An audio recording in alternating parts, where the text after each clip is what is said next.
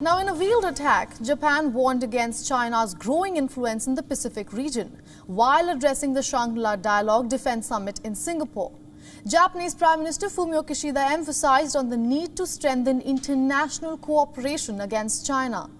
This is in the backdrop of growing tensions with Beijing in the Indo-Pacific region. Kishida announced plans to boost Tokyo's diplomatic and security role in the Asia-Pacific in order to tackle the alleged growing threats. 私はこの地域の平和秩序を維持・強化していくため、次の5本柱からなる平和のための岸田ビジョンを進め、日本の外交・安全保障面での役割を強化してまいります。第一が、ルールに基づく自由で開かれた国際秩序の維持・強化です。私自身、ウクライナは明日の東アジアかもしれないという強い危機感を抱いています。我が国も対ロ外交を転換するという決断を行い、国際社会と結束して強力な対ロ制裁やウクライナ支援に取り組んでいます。Meanwhile, U.S. Defense Secretary Lloyd Austin blasted China's provocative, destabilizing military activity near Taiwan. During his speech at the Shangri-La Dialogue Security Summit, Austin said U.S. China tensions have soared over Taiwan in recent months. We see growing coercion from Beijing. We've witnessed a steady increase in provocative and destabilizing military activity near Taiwan. And that includes PLA aircraft flying near Taiwan in record numbers in recent months, and nearly on a daily basis. Now, the remarks over rising security concerns in Indo-Pacific region came after China declared that it will not hesitate from waging a war if Taiwan declares independence. China's Defense Minister General Wei Fenghe warned his U.S. counterpart on Friday during the latest salvo between the superpowers over the island.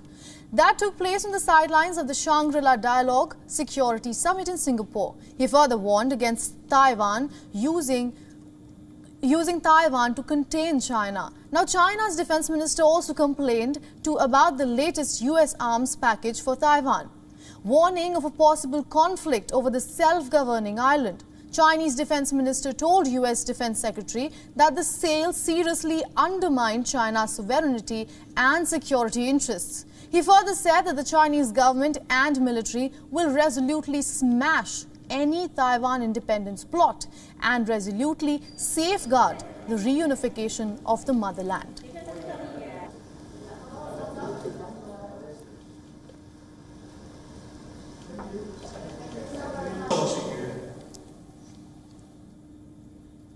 Now, for more on this, we are being joined by Ross Feingold from Taiwan, who is an Asia political risk analyst. Welcome to the broadcast, sir. Good afternoon. Now, it seems like the focus is now shifting from tensions in Europe to hostility in Asia-Pacific.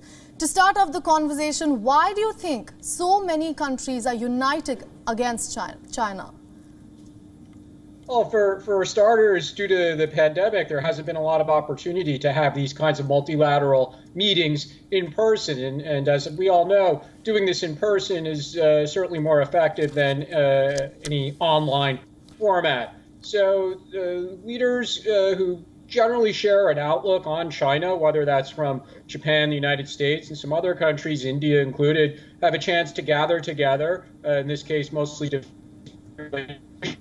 it's no surprise that we're hearing this kind of message, and it's specifically in response, as the Defense Secretary of the United States indicated, to some of the actions that China has taken around Taiwan, including the very frequent military exercises. On the other hand, a lot of what we're hearing, I would say, whether it's from the United States or from Japan, or even the response from China, are things we've heard before. Japan's former Prime Minister Abe Shinzo, he gave similar messages for many years. Now it's his successors who are giving the same message. China's reaction to these things, very standard, threaten to use military force, say it's an internal matter. So part of this is also a bit of political drama as well.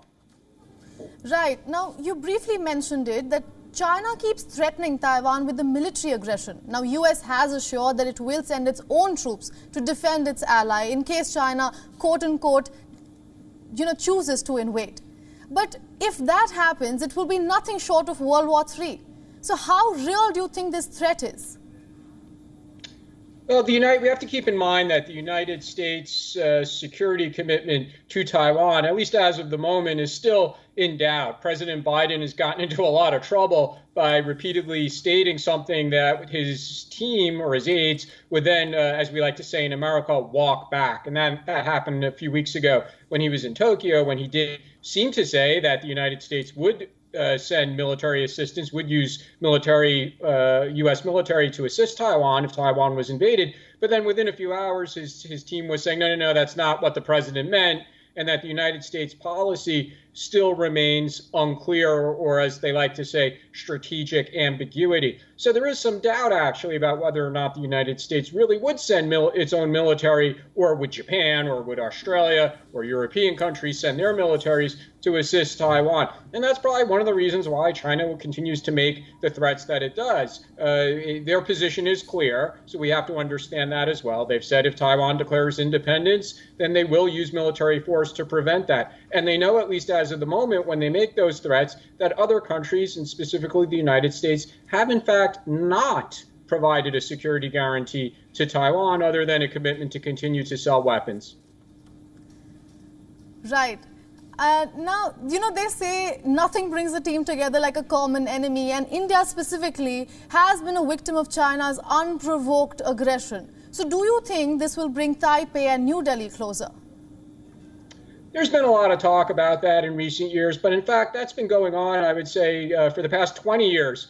We could look back to many years ago that people have said India and Taiwan are natural partners, not just with regard to China, but with regard to trade and other issues. And frankly, it just hasn't really happened to the extent that people say it should happen for a variety of reasons, whether that's India is concerned about the reaction from China. Taiwan still remains, broadly speaking, unfamiliar with India. Taiwan companies have been reluctant, although this is changing in recent years, to invest in India. I would just call this a work in progress with a lot of potential, but it still hasn't realized the full potential that people hope that it can. Right. Thanks for joining us on our broadcast, Mr. Feingold. Always a pleasure talking to you. Thank you.